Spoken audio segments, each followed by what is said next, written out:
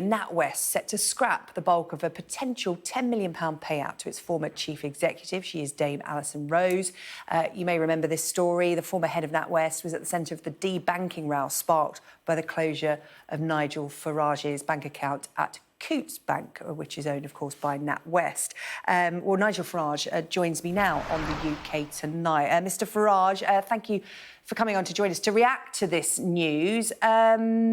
What are your thoughts initially? Well, first things first, well done to Mark Kleiman from Sky News, who got this story.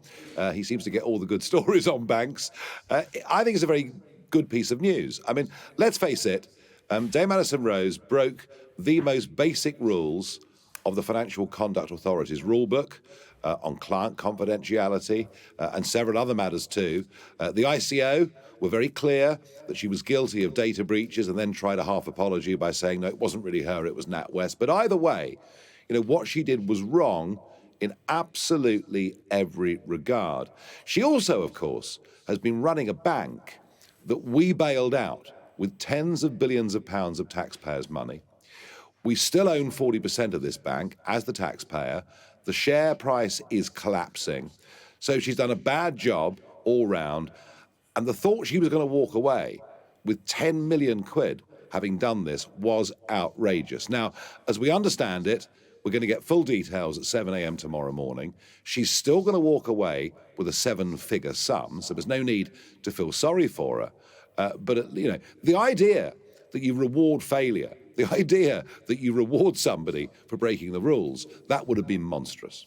Yeah, it happens so often, though, doesn't it, when people walk away from companies after bad decisions are made. You know, this is something that is brought up quite a lot, but we are expecting more details tomorrow. Mark Kleiman, obviously, as you said, getting that scoop. Yeah.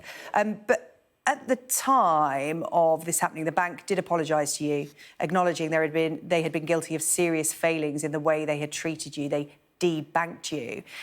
And this sparked something, didn't it? This sparked a big debate. What have you found since this happened to you in terms of this happening to other people? Is this a problem? What has this told us about the banking system and, high-profile individuals? Well, the reason I went public was because I was sort of quietly talking to people whilst I was desperately scrabbling to find other banking arrangements. And I was discovering that actually a lot of people in public life had been debanked. So I thought, well, I'm going to stand up for them. And then as I dug deeper, I discovered lots of small businesses, especially those that deal in cash, had been debanked. And then, when we really got to the bottom of it, we discovered that 1 million bank accounts had been closed over the course of the last 5 years. My case was but just the tip of an enormous iceberg. And we have a massive problem in this country because if you lose your bank account, whether it's personal or business, you literally cannot function in modern society. You virtually become a non-person. And one of the very revealing internal emails at NatWest at a time, you know, when I was struggling, but I'd gone public, one of the staff said, have we driven Farage out of the country? And he sounded rather boastful about that, but that's the truth of it. So what I now want to do, and you know, I've been fortunate in that Lloyds Bank have come to me and said, look, we will not debank people because of their political views. I would like to think that what has happened to Alison Rose ends the woke culture in banking, ends them playing politics and just dealing with customers on a commercial basis. But deeper than that, I think having a bank account is as essential as electricity and running water coming into your home. You simply can't exist today without it. And I think there needs to be a basic right for all of us to have a bank account for ourselves and for any legitimate business. And I would love to think that in the next general election, we're going to get Labour and Conservative promising that they will do this.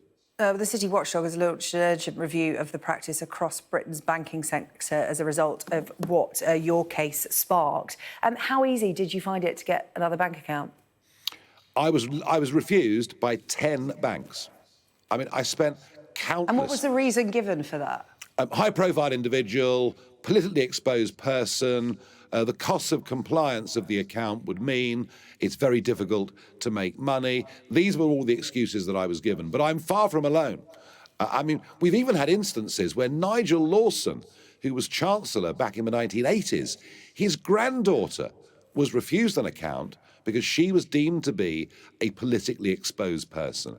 This is a definition that we got from the European Union that we haven't bothered to amend. And there are 90,000 people in this country who are PEPs, politically exposed persons, many of whom struggle to get banking facilities, many of whom have had banking facilities closed down. I mean, that is a nonsense. So yes, this does affect high-profile people or relations of high-profile people, but equally, the ones that I really care about are the small, struggling businesses up and down this country. And what they've seen, by the end of this year, 3 out of 5 branch banks will have closed since 2016. So they struggle to get local banking facilities. And if they go in to pay their income in cash, the banks often don't want to accept it. And we have to find a way of making sure that the banking system is not just for the big corporate companies, but for all of us. OK. Nigel Farage, thank you. Just quickly before you go, you have sorted your bank account out so you can, pay salaries and fees into there. Any chance that I'm a Celebrity fee is going to go into that bank account anytime soon? Well, I tell you what, if I was to sign the contract and get the money that apparently has been offered to me, you never know, Coots might even have me back as a customer. Nigel Farage, good to talk to you. Thank you so much for joining us on the UK Tonight.